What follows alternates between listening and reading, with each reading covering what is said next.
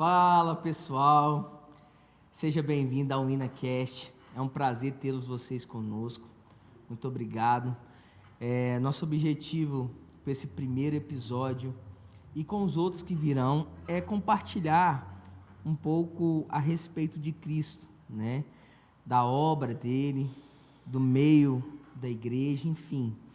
É ter um tempo de mesa, a fim, num ambiente bem descontraído, né? Para você ser edificado aí na sua casa, tá bom? Hoje nós estamos com um convidado muito querido para mim, né? Uma pessoa que tem lugar no meu coração, eu tenho um apreço, um carinho, né? Que é o pastor Wesley, né? O pastor fundador da Igreja Nova Aliança em Manhuaçu. E ele é o nosso primeiro convidado porque ele tem deixado um legado, né? E hoje a gente vai compartilhar um pouco da história, né, de vida dele, dos seus pais, né, da história de fundação da Igreja Nova Aliança. E aqui junto nós vamos desfrutar de alguns conhecimentos, de bênçãos vividas, né, aquilo que ele desejar compartilhar conosco. E aí, seja bem-vindo, pastor Wesley. Obrigado, boa noite a todos. É um prazer muito grande poder compartilhar das coisas do Senhor com vocês. Amém, pastor. Também eu fico muito alegre porque, gente, para vocês que não sabem, o pastor Wesley está indo, né, saindo de viagem agora, está sendo enviado, está indo cumprir um chamado do Senhor na vida dele. Ele está indo para Portugal. Amém. Amém. E para ele está sendo... É difícil porque ele tem uma história aqui, tem uma vida aqui. Mas, assim, isso demonstra o amor dele pela obra, o compromisso dele com o Senhor e a obediência. E, pastor, e dentro disso, compartilha conosco, né? E como que está o seu coração, como que está... nessa reta final. Amém. A gente é de família de pioneiros, né? E a história começa há sei lá quanto tempo atrás. Meu avô comprava uma fazenda, desmanchava o alambique e colocava uma igreja no lugar. E isso foi gerando uma cultura na família. Isso para o lado do meu pai.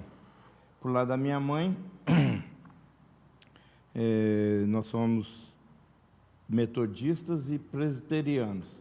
Então, uma mistura, uma salada de fruta aí. Para o lado do meu pai, batista histórico. E isso começou a ficar sério na nossa família na década de 70. E onde meu pai abriu a primeira igreja. Isso foi tomando forma e gerando uma cultura na nossa casa. Então, foi sempre assim. Bacana. Né? E você vem de um histórico assim de pessoas que... a gente vem de uma história de pioneirismo. E isso nunca foi, isso não é a primeira vez, isso já vem já há alguns anos, né? Desde quando o Evangelho entrou na nossa família. Né? Igual entra na família de todos, entrou na nossa família um dia também. E aí isso foi gerando uma cultura, e isso para nós hoje é muito, assim, faz parte da nossa vida. Pastor Wesley, é interessante como a importância do Evangelho no meio familiar, né? Quando uma pessoa se converte e as pessoas da sua casa vão também tendo contato e vão se convertendo e vem, né? Cada filho, os netos vão entrando no trilho.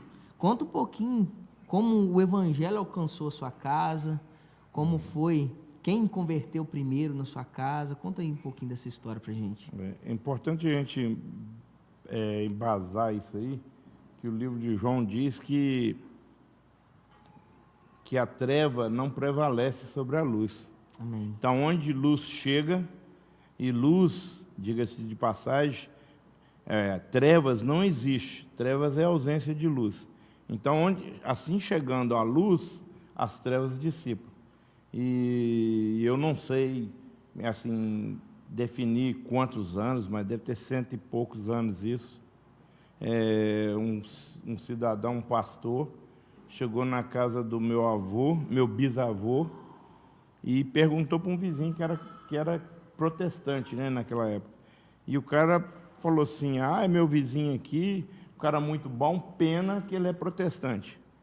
E aí o pastor, com muita sabedoria, contornou ali.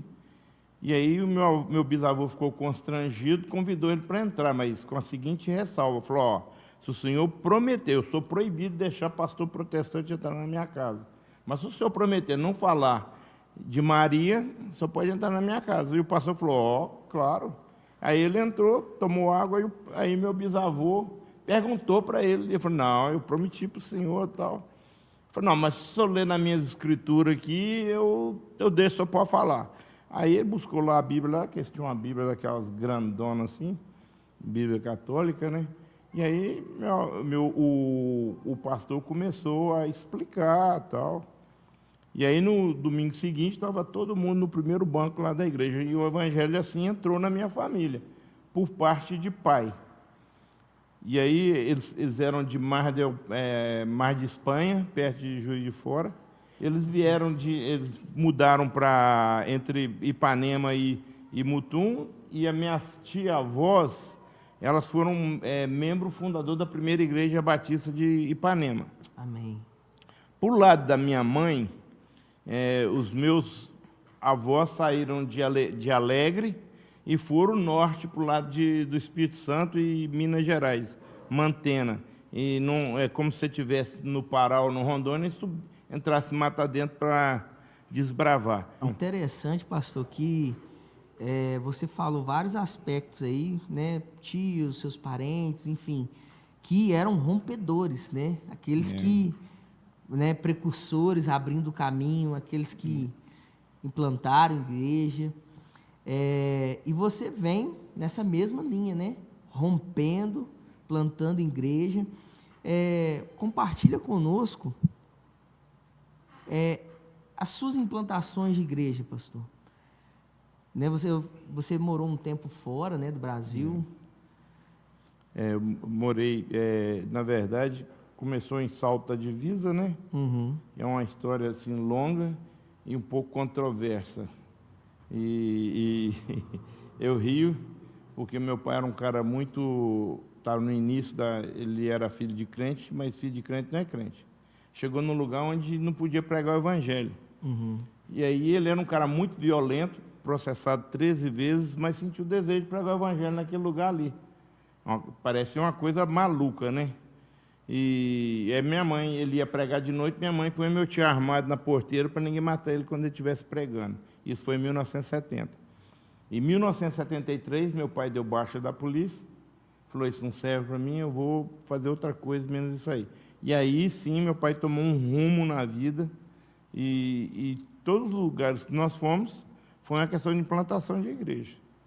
E aí a segunda vez que a gente passa por Manhuaçu, a primeira vez nós fundamos a Igreja Batista do Calvário, em 1977, e depois a gente voltou para Valadares, para Mantena, e depois a gente foi para Valadares. Em Valadares nasceu algumas igrejas lá, com eles servindo, a princípio, conjuntamente com outros pastores. Sim. E aí a gente recebeu uma palavra em 1970, foi 81, que um pastor americano encontrou com a gente em Mantena e entregou uma Bíblia para meu pai e falou que ele ia pregar nos Estados Unidos. Aí meu pai recebeu por educação, e aquilo acabou se tornando uma verdade, que em 1984 eu resolvi mudar e ir para os Estados Unidos, e depois, daí 6 meses, meu pai estava morando nos Estados Unidos. E aí lá a gente foi congregar com algumas igrejas que a gente já estava de costume, e coisas que igreja a gente conhecia.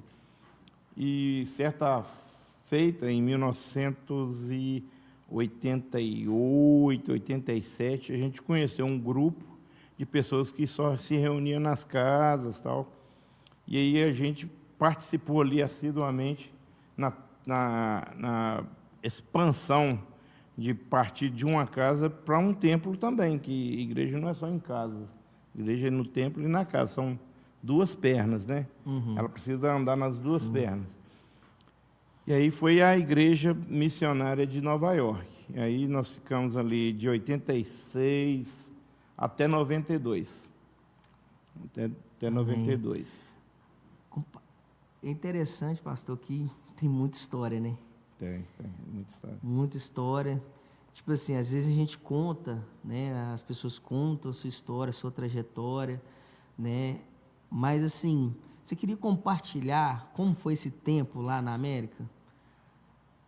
No contexto igreja, alguma experiência, algumas dificuldades que você enfrentou?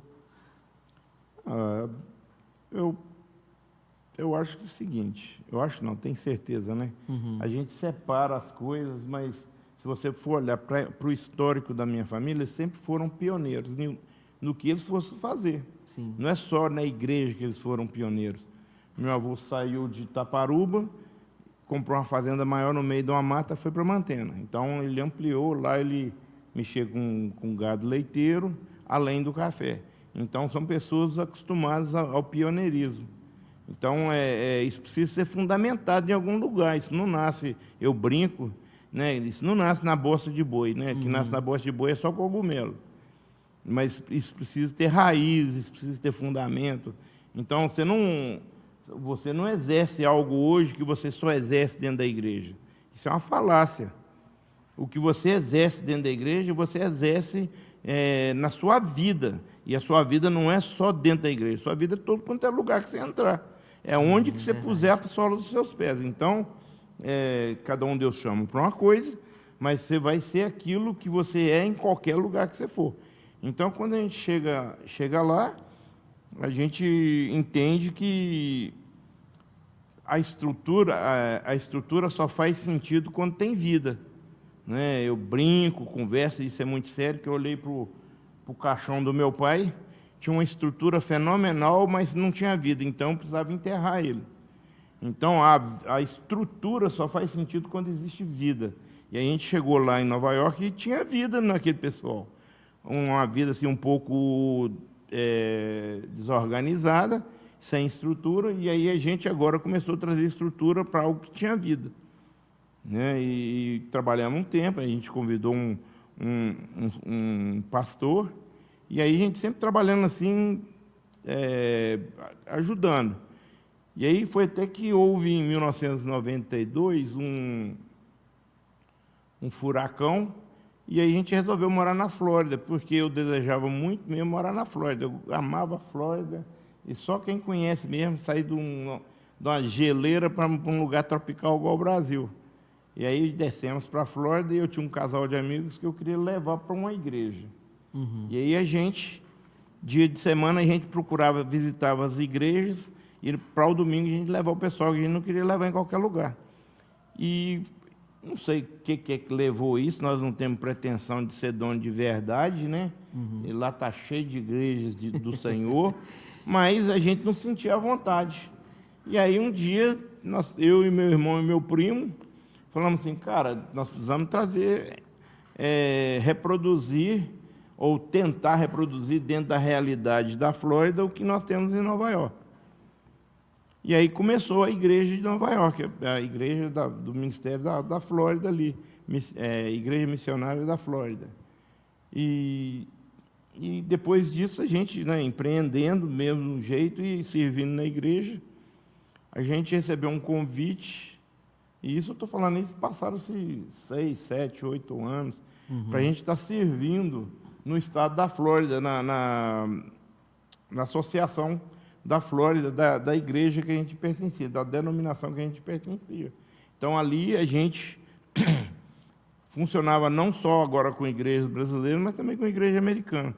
E uma das coisas interessantes que a gente experimentou ali é fazer sepultamento de igreja. É impressionante, né? Como funciona? Isso agride muito, porque a gente acha que igreja é tijolo e concreto armado. Uhum. E o americano ele tem cultura, por exemplo, assim, quando ele está para morrer, deixar aí 20% das coisas dele para uma denominação. E é muito comum você ver um prédio de todo tamanho, com 3 velhos de 90 anos dentro e tendo culto. Mas aquilo não vai chegar em lugar nenhum. E a parada lá era o seguinte: a gente fazia um culto de sepultamento, vendia todos os imóveis com muito respeito e responsabilidade, e então a gente reinvestia esse dinheiro em plantação de igreja. Né? Sim, E eu muito me lembro uma interessante. proposta de um cara lá que a gente caminhava com ele, um cara muito interessante, o Max Stroder. Ele fez uma proposta de a gente ir para Orlando e plantar uma igreja em Orlando. Então, já se passava assim, isso devia ser 99, eu lembro, 98, 99, e a gente foi para o Texas, em algum lugar lá que eu não me lembro o nome agora. A gente foi fazer um curso. Aham. Né, Ao todo, da sua estadia nos Estados Unidos ali, o envolvimento na vida da igreja foram quantos anos? diretamente foi de 92 em diante, mas Aham. antes eu frequentava a igreja no filho de pastor. Nem sempre foi o melhor exemplo do mundo, Uhum. né? Mas o seu compromisso com o ministério.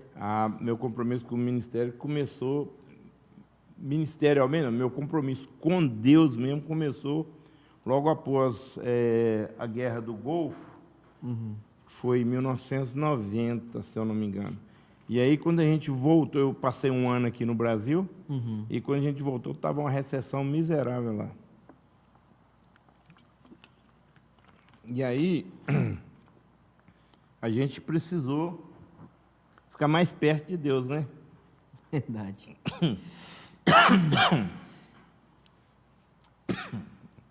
E aí a gente tomou, eu lembro um dia nós estávamos tomando um café com a minha irmã, essa importância da mesa, ela é interessante. A mesa ela é muito pedagógica e ela tem um poder assim fenomenal.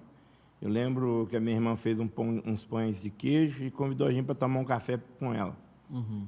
E a gente era assim a pior estirpe dentro da igreja, porque apesar de religioso, rato de igreja, nós éramos pior do que os ímpios que chegavam na igreja, igual os filhos de Eli mesmo, para falar a verdade. E aí um dia minha irmã, numa tarde, servindo um cafezinho para a gente, estava eu, meu irmão e meu primo, e ela fez uma pergunta para a gente, né? Até quando nós íamos viver aquela vida daquele jeito? Até Chegou o quando? momento da decisão Até ali. quando? Ali ela deu uma tarrafada ali que pegou 3 uma vez. Interessante que ali foi um divisor d'água na vida da gente, tanto do meu irmão, do meu primo. Acredito que chega todo momento, né, pastor, que há um divisor nas nossas vidas, né? Porque Deus deseja que a gente entre naquilo que Ele tem para nós, assim, relacionado a Ele. Não tem a ver com nós, a ver com Ele, né? Assim, chega um momento de tomarmos a nossa decisão, de nos posicionarmos naquilo que Ele tem para nós, não é verdade? É, a formação de um homem leva uma vida, né? Parece que a gente vive no La La Land, né? A gente acha que levantou o braço, tudo muda, mas isso não é verdade. Isso não é verdade. Isso é um desejo do coração de quem está pregando, que você tome um posicionamento e que isso aconteça. Mas a trajetória do ser humano, né, do humano ser, ele leva uma vida inteira de fadiga aqui na Terra. Então, às vezes, a gente vê as pessoas na congregação, a gente acha que elas são convertidas. E isso não é verdade. Uhum. Às E- vezes elas são emocionadas, né? não, elas estão Sente, lutando. lutando Elas estão ali. lutando para chegar cada dia à perfeição de Cristo. Nem sempre elas estão sendo bem-sucedidas. É importante a gente salientar isso, porque se a gente gerar um ambiente de misericórdia e de graça, e eu não estou falando de libertinagem, Estou falando num lugar que o perdido e o pecador é abraçado e amado, e é ensinado e corrigido. Então, é uma ingenuidade muito grande achar que uma criança vai sentar na cadeira da igreja e vai ficar comportado. Ele é uma criança. É ingênuo do pai que acha que se ele não educar ele, que ele vai crescer educado. Ele não se educa, ninguém se educa sozinho. Educação vem de pai para filho. Por isso você sabe que educação vem de berço. Então, educação acadêmica que é de escola. Então, você vai ver muitas vezes na congregação pessoas que lá no seu íntimo amam a Deus. Por exemplo, Amém. eu lembro uma vez que eu estava subindo um lugar, tinha 4 filhos de crente e todos drogados. Tudo filho de crente. E aí, um falando mal de pastor aqui, outro fala mal de pastor dali, e eu falei para eles assim, tudo louco, cara, tá um dia conturbado, muita... E eu falei, cara, não fala mal de pastor não, meu. E eles olharam para mim e falaram, e você vai querer ser pastor também? E aí eu baixei a cabeça e falei assim, sabe que umas coisas que você fala que você nem sabe o que está falando? Quisera eu poder ser um pastor. Na verdade, eu me senti assim, bem lá embaixo mesmo. Então, é onde a graça e a misericórdia de Deus alcança o pior dos pecadores. Mas de achar que a graça, né, de ter certeza que a graça alcança e ter alcançado, é um hiato muito grande, porque você precisa se deixar ser alcançado. E isso, muitas vezes, demora, leva-se um tempo para formar um homem, não se forma um homem da noite para o dia. Seria uma leviandade da parte da gente achar que o cara converte e está pronto. É por isso que a gente vê aí pessoas começando bem e no meio da caminhada, né, não terminando bem o que começou. Entendi. Né? E é necessário a gente salientar isso aí. É uma realidade do nosso meio, né, pastor? Uma realidade. Porque a maioria das pessoas que está no meio da igreja não entende essa verdade, não se posiciona, não entende que está num processo de santificação, não entra naquilo que está diante dele, e é igual como o senhor falou, no meio da caminhada, entende? Eles se perde. Por que é importante a gente conversar isso aqui? Porque você olha para um pastor e fala assim, esse cara é um santo.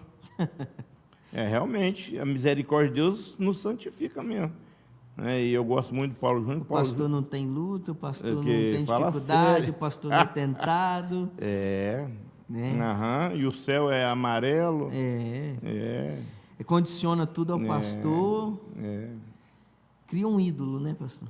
E, na verdade, quando a gente vive num mundo paralelo, e quando a gente se depara com realidades, a gente não tem misericórdia das pessoas. Então, quando você vai olhar para Isaías,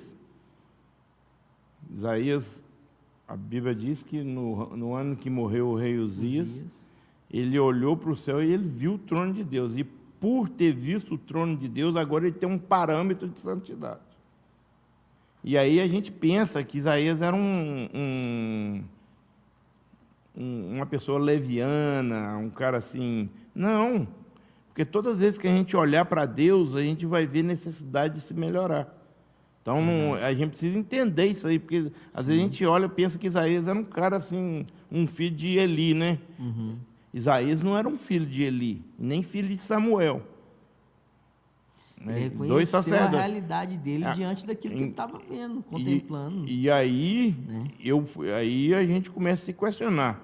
Eu me santifico porque eu vejo Deus ou eu vejo Deus porque eu me santifico?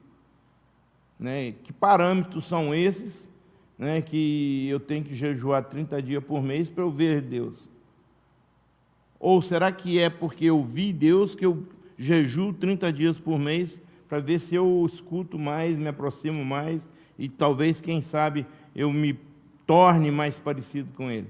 Então, são perguntas que a gente precisa fazer. Verdade. Né? Se a gente quiser mudar uma realidade, nós vamos ter de começar a fazer perguntas.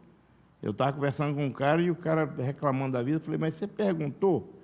Não, mas é assim mesmo, a vida é assim mesmo. Eu falei, mas você fez alguma pergunta para a pessoa? Não, eu falei, então, cara, você não vai ter resposta. Se você não se perguntar, não se questionar, se você não questionar realidades, se você não... Isaías, então, olha para o trono e ele se depara com um problema sério, que apesar de ele ainda vive numa sociedade contaminada e que ele faz parte dela. E ele se vê, assim, muito aquém. E aí o Senhor, pela misericórdia e graça dele, manda que um anjo toque os lábios dele com a brasa do altar, e agora o Senhor faz uma pergunta para ele. Cara, estou precisando de ganhar essa geração aí. Quem é que eu envio? E aí ele olha para um lado, olha para o outro, fala assim, eu mesmo. Envia-me a mim. Envia-me a mim. Então, se a gente começar a julgar as pessoas pelo passado dela, talvez a gente não vai entender. Ou, se a gente tiver o hábito, uma cultura de quem tem passados, né, humanamente escusos, não pode ser usado por Deus, então, a hora que Deus chama a gente e fala assim, não, a mim não, tem que chamar o filho do pastor. Tem que chamar a irmã do coque, né, são pessoas que são reconhecidas, não que elas não sejam, já são muito mulheres de Deus, né? Mas a gente só vai olhar para essas pessoas que são santificadas, já têm uma vida mais íntima com o Senhor, e a gente não. E isso não é verdade. Você lembra que eu falei que na primeira igreja, meu pai era um cara extremamente violento, e abriu uma igreja. E aí vai brigar com Deus, cara, se a sua religiosidade não permite isso. Minha mãe punha meu tio armado na porteira para ninguém chegar, porque lá eles matavam. Ele foi substituir um cara que eles tinham matado. Então, naquela época, em 1970, se eles não gostassem de alguém, eles punham fogo, matavam, e ficava por isso mesmo. Então, a única razão que o evangelho chegou naquela cidade, porque meu pai era um policial e eles não podiam apedrejar a casa de um policial. Então, são coisas que a gente... que não fecha muito bem com o evangelho, se a gente for olhar humanamente falando.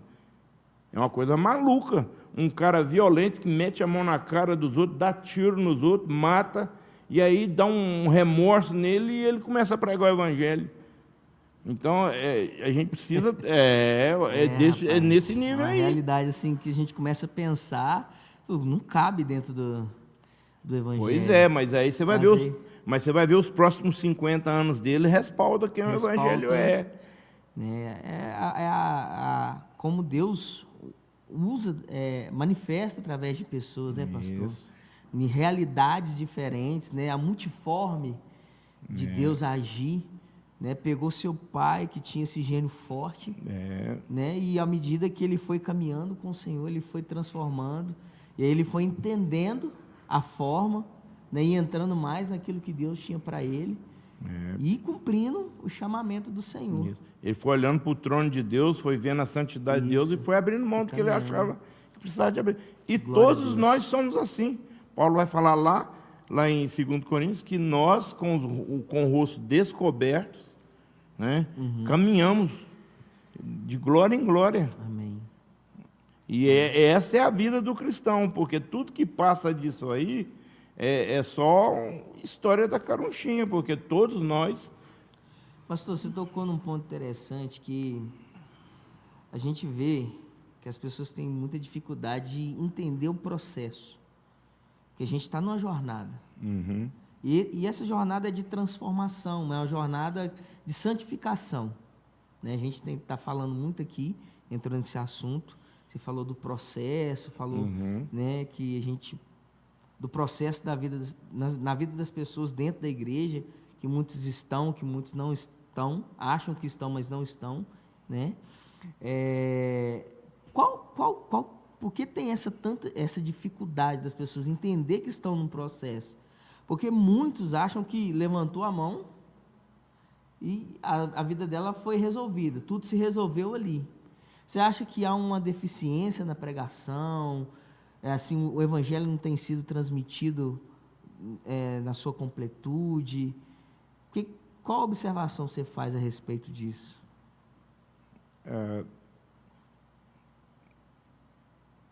Teologicamente falando, nós não podemos ir a Pentecostes sem passar pelo Calvário. Então, o que acontece?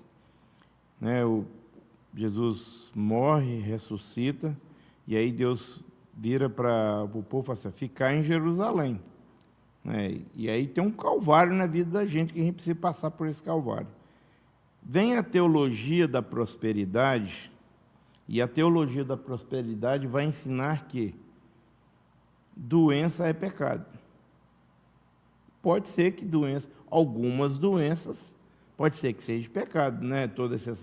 Toda regra tem suas exceções, mas a teologia da prosperidade vai generalizar que riqueza, prosperidade financeira, eu não estou falando de prosperidade porque prosperidade é um grupo de coisas, né?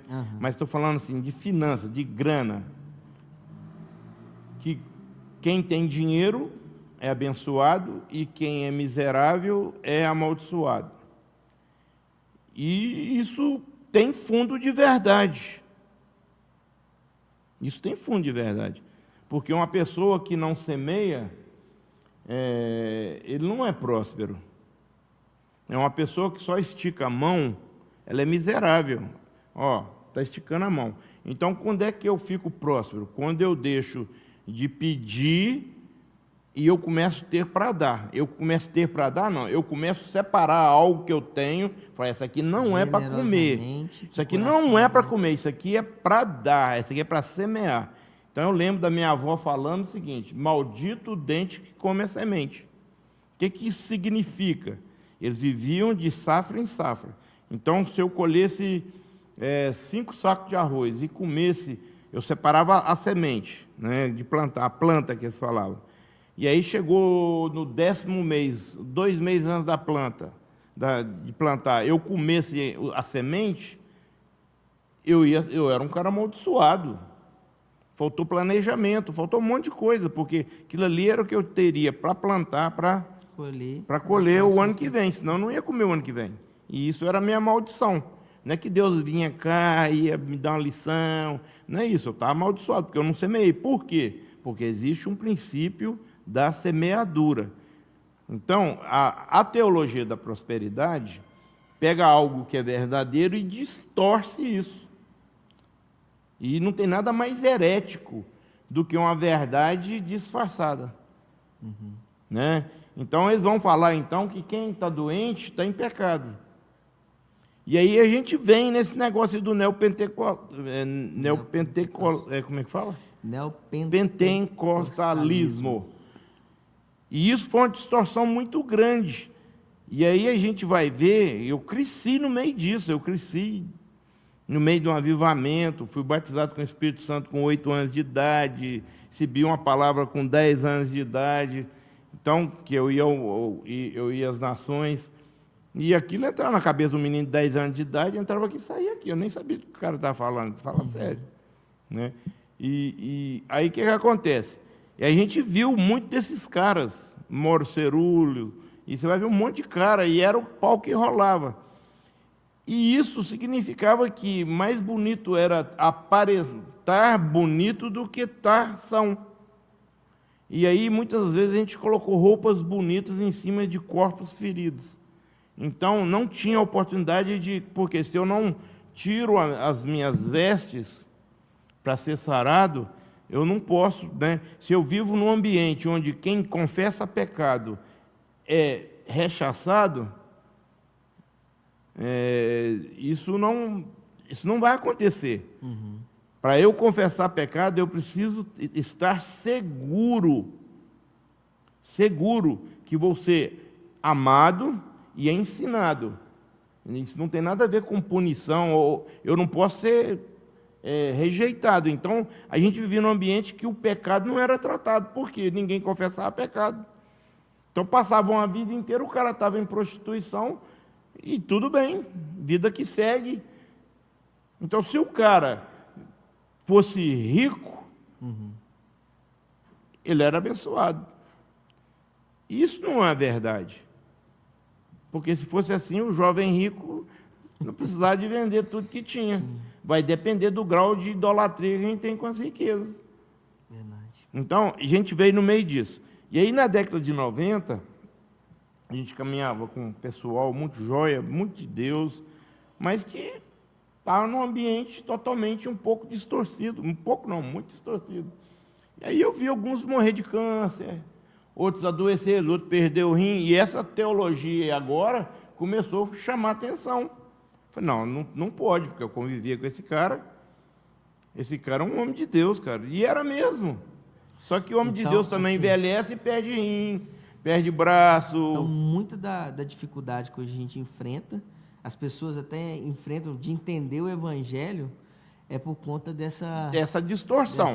Então, de 2000 para cá, a gente começou a ver algumas pessoas se levantarem e falar, ó, peraí, vamos analisar isso melhor. Né? Vamos analisar melhor. Hoje nós temos mais conhecimento, mais revelação do que a gente tinha 10 anos atrás, 20 anos atrás.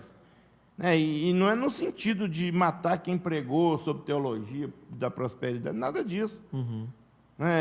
Talvez aquilo fosse bom para até hoje, mas não serve mais daqui para frente.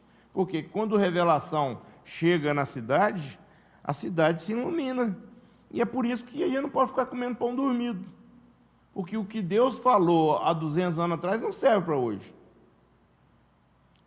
A revelação ela precisa ser diária.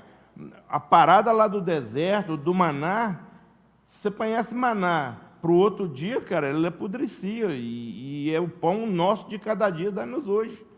Então, a gente é muito preguiçoso e a gente fica querendo ler experiências dos outros.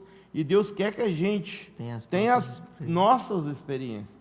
Porque nós somos os homens de Deus dessa geração. Existe um lugar para cada um, né, de intimidade com o Senhor, né? Rapaz, quando a gente olha para John Wesley, todos aqueles homens de Deus lá que eu cresci, meu pai tentando me ensinar e eu fazendo boicotando ele. Aí você olha e fala assim, isso não serve para mim, vamos buscar eles. Mas e antes deles, quem foi? Né? Se o cara, depois, o pós-Paulo ali, se os caras falam assim, não, cara, o homem de Deus era Paulo. Não vamos fazer nada, não. Vamos esperar Deus ressuscitar Paulo aqui, para o Paulo vir cá pregar o Evangelho. Depois de Paulo, né? E os antes de Paulo? Isso aí é um complexo de vira-lata, cara. Verdade. Isso é um complexo de inferioridade, cara. Deus quer usar a mim e a você. Nós somos os homens de Deus dessa geração. Amém, amém. E por que é que a gente não se posiciona? E por que a gente não aceita os processos de Deus na vida da gente? Porque a gente lê um livro escrito de um cara que viveu 40 anos, um livro que você lê com 2 dias, com 1 dia, e você acha que aquilo ali é a vida do cara. Você não dormiu com ele, você não comeu com ele, você não viu as dificuldades dele. E aí, quando você olha para a sua vida, você fala assim, não, eu não posso ser o cara dessa geração. Então, esse é o problema. E parece, a gente olha... Só contam as partes boas, né? Isso aí. Que é eminente, aquilo que é bom. Rapaz, em nome de Deus, os anabatistas matavam os outros afogados, cara. Como é que a gente não conta isso da reforma? Verdade. E não é de tudo ruim. Mas, pelo amor de Deus, rapaz, que idolatria é essa? Assim, a história da igreja, pastor, ela nos ensina muitas coisas boas, mas tem muitos pontos negativos.